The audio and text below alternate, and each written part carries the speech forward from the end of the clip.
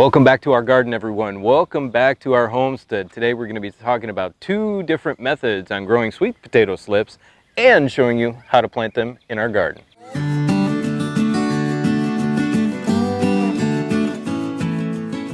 So behind me is the area that we're going to be planting our sweet potatoes. This area has already been tilled, it's already been fertilized, but it's got this plastic over it to help create a stale seed bed, help kill off those weed seeds that I tilled up in the process. So that's why this is on here. We're going to peel this back and we are going to make our mounds. You can use these two methods to grow slips for any type of sweet potato. It does not matter if it's a store-bought potato or a heritage potato, white, purple, it doesn't matter. These are the regular orange ones, and this is what we like to grow in our garden.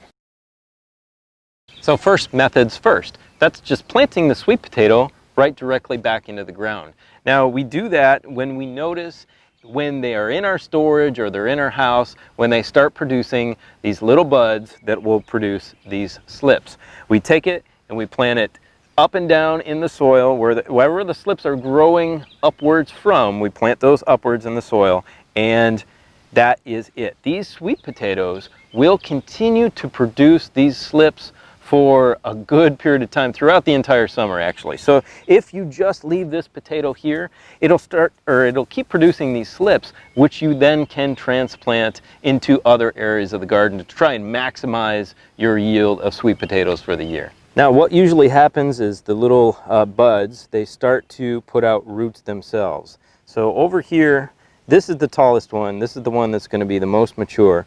We're just going to gently dig around it. I don't want to disturb it too much. And we're going to see that it has started to put out roots.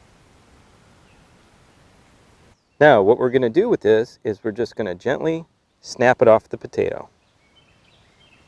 So here's that slip that I just pulled off of the potato. Now you can see all these roots have started to sprout here. And we are going to take this. First off, we're going to pinch off these bottom leaves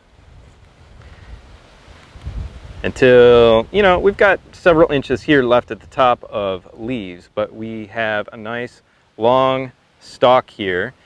And we're going to take a look now at these roots. Why?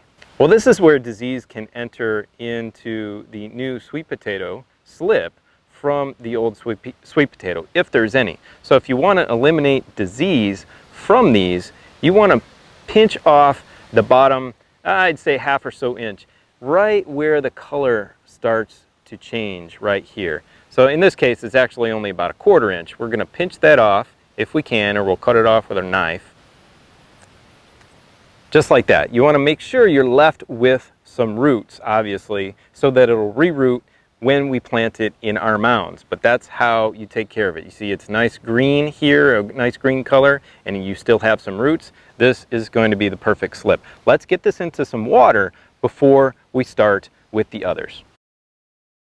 So here we are, method number 2. These are the slips that we grew from the potatoes we started inside.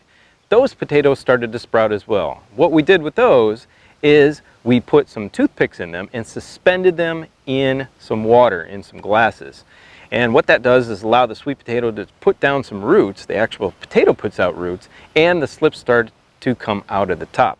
Now all these slips we pinched off when they were about a foot long. And you can see they've grown a nice root system on them. So we're going to do the exact same thing with these, except we're not going to clip off the bottom. That's already been done. We're going to take off these bottom leaves, and these now are ready to be planted. Both types of methods will continue to produce slips as long as that potato still has some life in it. So you can see this tiny little potato that we've actually had since our harvest from last October has continued to produce slips for about a month and a half. And it will continue to do so until it totally runs out of energy. Up to this point, it's produced probably about 15 slips. Now that we showed you the two different methods on how to grow sweet potato slips, it's time to prepare our beds. Let's show you how to do that. And additionally, we're going to talk about the type of soil that you need to grow the best sweet potatoes.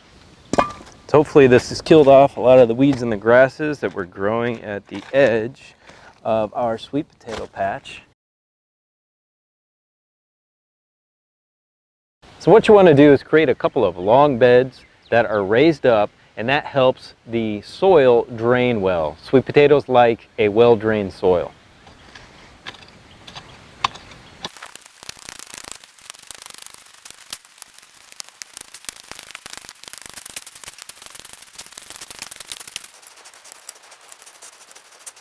So you can see, with just a few minutes in a garden rake, you can make a fantastic sweet potato bed. It doesn't take that much. It's hilled up about 8 to 10 inches. Not only do sweet potatoes like a well-drained soil, they like a very sandy loam soil. It's got about an equal amount, or at least mine does, of sand to organic matter. Now, sweet potatoes love potassium, and you're going to need to check your soil to see what the potassium level is in there. If your potassium level is low, you can add potash, which is a salt, a potassium salt. This is potassium sulfate, which is potash, and you can get it on Amazon. I'll always have all of the links to stuff like this in the description below, so go check that out. Our soil is perfect right now, and it is ready to have our slips planted. Let's show you how to do that. Now we have our slips from both our potatoes from inside and the one we planted here in the garden. There really is no difference when you are transplanting them into your bed. Now I like to make a little trench here for it, and I'm going to pinch off those bottom leaves like I talked about earlier. And you can see around each one of these leaves there are actually roots that have started from those points as well. So in my opinion, planting them on their side like this gives the opportunity for roots to be put down in several different areas, and that will increase your potato production.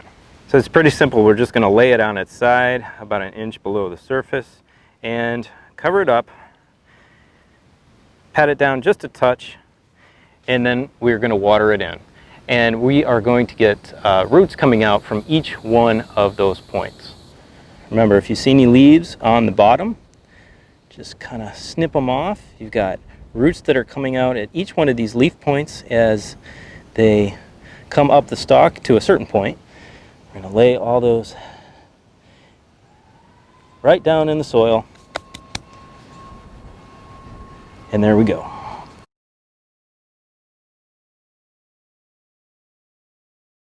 So in terms of time of year to put sweet potatoes out, make sure it is hot. Sweet potatoes love very hot days and very warm nights. Your soil temperature must be at least 65 degrees before you put them out. Now here, we succession plant sweet potatoes because we have such a long, hot growing season. Putting these in June is no problem. So besides having a sandy loam soil that is well drained and has a good amount of potassium in it, your soil needs to be acidic. Sweet potatoes love a slightly acid soil, usually between 5.5 and 7.